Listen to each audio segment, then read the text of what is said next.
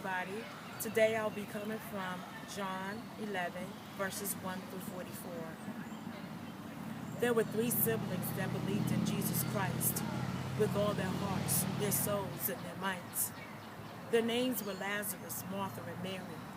Now Mary, she's the one that anointed Jesus' body in a hurry, right before he was crucified and buried. She also wiped his feet with her hair when they was just bare. Now Lazarus, he became sick. So his sisters, Martha and Mary, sent a message to Jesus real quick. It read, "Lord, behold, the one whom you love has become sick." Now Jesus, he didn't panic, for he knew that Lazarus was handpicked, and so he purposed to stay away for 2 more days. Now after the 2 days had passed, it was time to give God the glory at last, and to glorify his Son, placing him above everything and everyone. Jesus said to his disciples, "Let us go to Judea again to see Lazarus, my friend."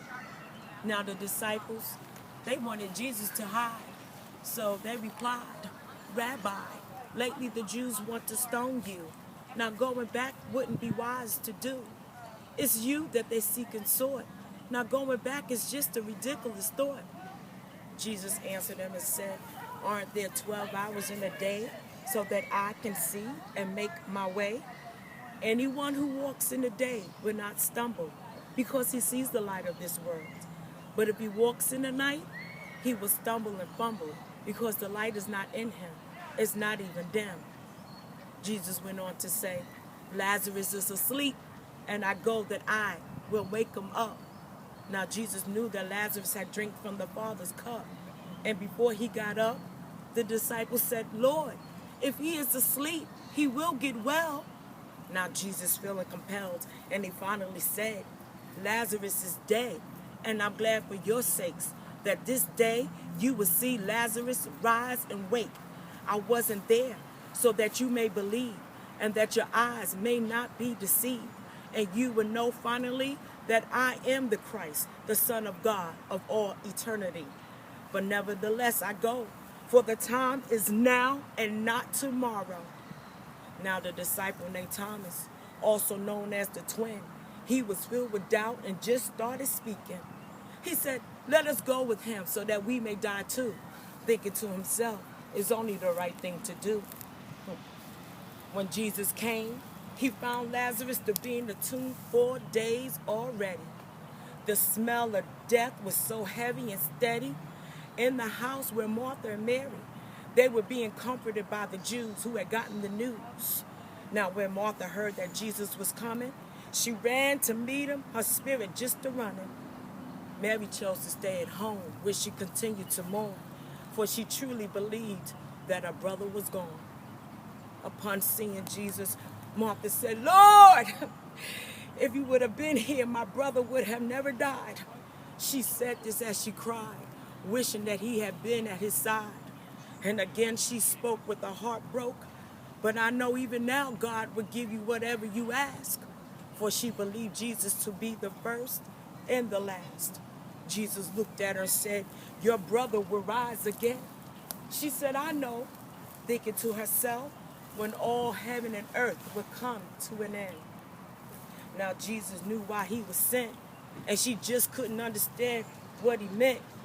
He finally said, "I am the resurrection and the life. Whoever believes in me, and though he may die, he shall live. And he who believes in me and lives shall never die. Do you believe this?" He asked her real quick. She said, "Yes, Lord, I know you are the Christ," thinking to herself, this too shall pass, and everything will be all right. She went on to say, "I know you are the Son of God who was sent into the world." This is what she said, and this is what he heard. Now Mary, she ran to Jesus. She fell at his feet.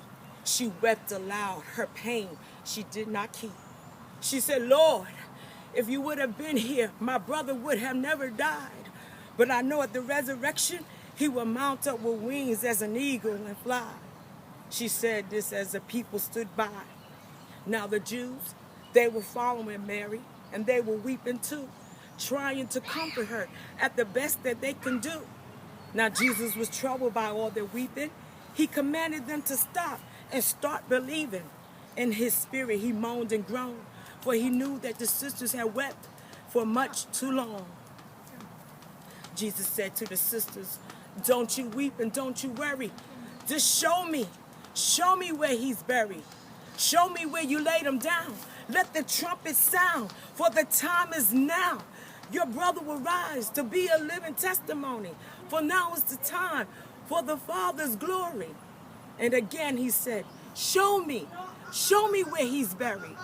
And with such urgency, the sisters said, "Come, Master, come and see." Then they showed him where their brother be.